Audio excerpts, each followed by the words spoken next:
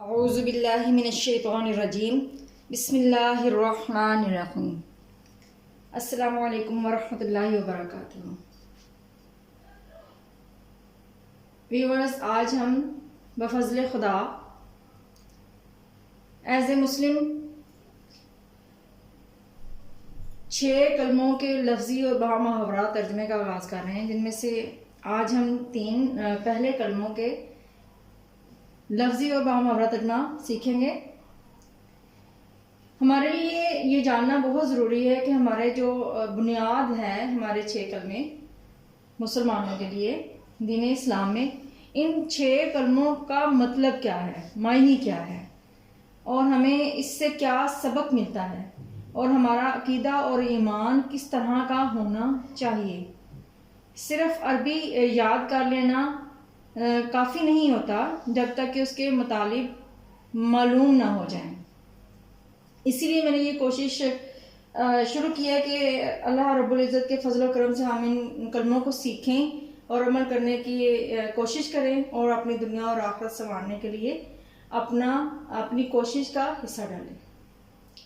تو آئیں شروع کرتے ہیں۔ سب سے پہلے اول کلمہ، یہ تو یقیناً ہر مسلمان کو ہی آتا ہے، اور مطلب بھی اس کا یقیناً ہر مسلمان کو آتا ہوتا ہے، لیکن پھر بھی ہم ابتدا اسی کلمے سے کریں گے تاکہ اگر کسی کو یہ کلمہ نہیں آتا تو وہ ضرور یاد کر لے، اور یا پھر اپنے بچوں کو بھی اچھے طریقے سے سکھا لیں۔ بسم اللہ الرحمن الرحیم۔ اول کلمہ طیب۔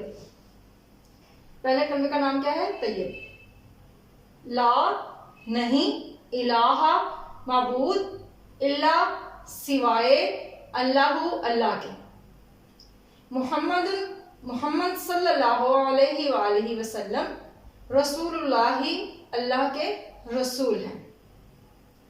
لا الہ الا اللہ محمد رسول اللہ کے سوا کوئی عبادت کے لائق نہیں، محمد اللہ کے رسول ہیں۔ یہ تو ہمارا ہو گیا پہلا کلمہ۔ دوسرا کلمہ شہادت۔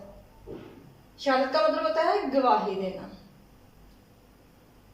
اشہد، میں گواہی دیتا ہوں یا میں گواہی دیتی ہوں۔ یہ واحد متکلم کا صیغہ ہے جو مذکر اور مؤنث دونوں کے لیے ہی استعمال ہوتا ہے۔ اشہد، میں گواہی دیتا ہوں، ان کے لا، نہیں، الہ، معبود، الا، سوائے، اللہ کے، وحدہ، وہ ایک ہے، لا شریکہ، نہیں شریک۔ شریک کا لفظ عربی سے ہی اردو میں آیا ہے۔ عربی میں اس طریقے سے لکھتے ہیں اور اردو میں اس طریقے سے لکھتے ہیں۔ لاہو، اس کا، وا، اور، اشہدو، میں گواہی دیتا ہوں، انا، یہ کہ، محمد صلی اللہ علیہ وآلہ وسلم عبدہ، اس کے بندے ہیں، ورسولہ، اور اس کے رسول ہیں۔ اب ہم پورے کلمے کا بامحاورہ ترجمہ دیکھتے ہیں۔ اشہد ان لا الہ الا اللہ وحدہ لا شریک لہ واشہد ان محمدا عبدہ ورسولہ۔ میں گواہی دیتا ہوں یا میں گواہی دیتی ہوں کہ اللہ کے سوا کوئی معبود نہیں، یعنی اللہ کے سوا کوئی عبادت کے لائق نہیں، وہ اکیلا ہے، اس کا کوئی شریک نہیں، اور میں گواہی دیتا ہوں یا میں گواہی دیتی ہوں کہ محمد صلی اللہ علیہ وآلہ وسلم اللہ کے بندے اور اس کے رسول ہیں۔ تیسرا کلمہ تمجید۔ تمجید کا مطلب ہوتا ہے بزرگی۔ سبحان اللہ، اللہ پاک ہے، سبحانہ کا مطلب ہے پاک، والحمد، اور تمام تعریفیں، للہ، اللہ کے لیے ہیں، وا، اور، لا، نہیں، الہ، معبود، الا، سوائے، اللہ کے، واللہ، اور اللہ، اکبر، بہت بڑا ہے، وا، اور، لا، نہیں، حول، توفیق، ولا، اور، نہ ہی، قوت، طاقت، الا، سوائے، باللہ، اللہ کے ساتھ، علی، جو بلند ہے، عظیمی، عظیم ہے یا عظمت والا ہے۔ بامحاورہ ترجمہ دیکھتے ہیں۔